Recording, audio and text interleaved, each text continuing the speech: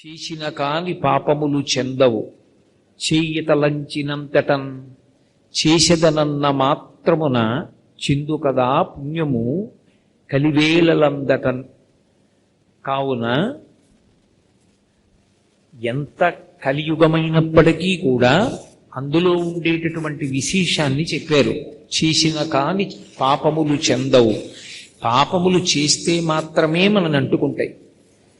కేవలంగా చేసేదనంచు తలంచినంతటం ఏదైనా ఒక పుణ్యకార్యాన్ని నేను చేస్తాను అని సంకల్పం చేసుకుంటే చాలు.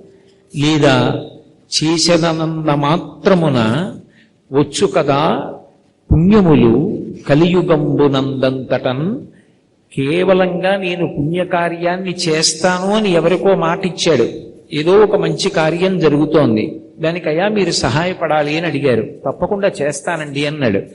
చేస్తానండి అన్నప్పుడు కేవలం నటన కోసం కాదు, త్రికరణ శుద్ధిగా పుణ్యకార్యానికి సహాయం చెయ్యాలని అనుకున్నాడు. అలా అనుకున్నాడు కాబట్టి నేను చేస్తాను అన్న మాట అన్నంత మాత్రం చేత కలియుగంలో ఆ పుణ్యం చేశాడు అనే అతని ఖాతాలో వేస్తారు. అందుకే మోసము లేదటంచు నృపముఖ్యుడు కాచ కలిన్. అందుకని కలిపురుషుణ్ణి చంపలేదు పరీక్షిత్ మహారాజు గారు, విడిచిపెట్టేశాడు. ఇంతటి ఆనుకూల్య స్థితి కూడా ఉంది కాబట్టి దీన్ని నేనెందుకు పాడు చెయ్యాలి? మరందముల్లాసముతోడ ఆరగించి ఆ తుమ్మెద తేనెని తాగేటప్పుడు ఎంతో సంతోషంగా తీసుకుంటుంది. మరందముల్లాసముతోడ గ్రోలి విరులం తెగచూడ తీటికైవడిన్. సీతాకోక చిలుక లేదా తుమ్మెద ఆ తేనె తాగిన తరువాత పువ్వుని మాత్రం ఏమీ చెయ్యకుండా ఎలా విడిచిపెట్టేస్తుందో అలా కలిపురుషుడి నుండి మనం పొందవలసినటువంటి మంచి విషయాన్ని పొంది కలిపురుషుడి వలన పొందవలసినటువంటి బాధల్ని పొందకుండా ఉండడానికి కావలసినటువంటి రక్షణ కవచములు ఉన్నాయి కనుక కలిపురుషుణ్ణి చంపవలసిన అవసరం ఏమున్నదని పరీక్షిత్ మహారాజు గారు విడిచిపెట్టేశాడు.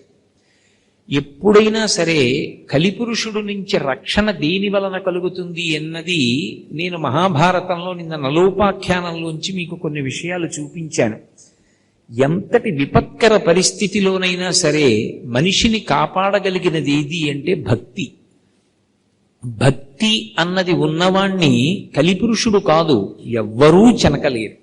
ఇందుచేత శంకర భగవత్పాదులు శివానందలహరి చేస్తూ అంటారు, ఆనందాశ్రుభిరాతనూతి పులకం నైర్మల్యతశ్చాదనం వాచా శంఖ ముఖైస్థితైశ్చ జఠరాపూర్తిం చరిత్రామృతైః రుద్రాక్షైర్భసితేన దేవ వపుషో రక్షాం భవద్భావనా పర్యంకే వినివేశ్య భక్తి జననీం భక్తార్భకం రక్షతి అంటారు.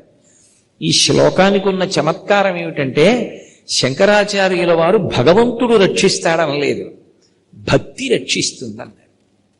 భక్తి అంటే అది ప్రేమ. ఎవరి యందు? పరమేశ్వరుని యందు. పరమేశ్వరుని యందు భక్తి ఉంటే ఆ భక్తి రక్షించి తీరుతుంది. ఎలా రక్షిస్తుంది అంటే అర్భకుణ్ణి తల్లి రక్షించినట్టు.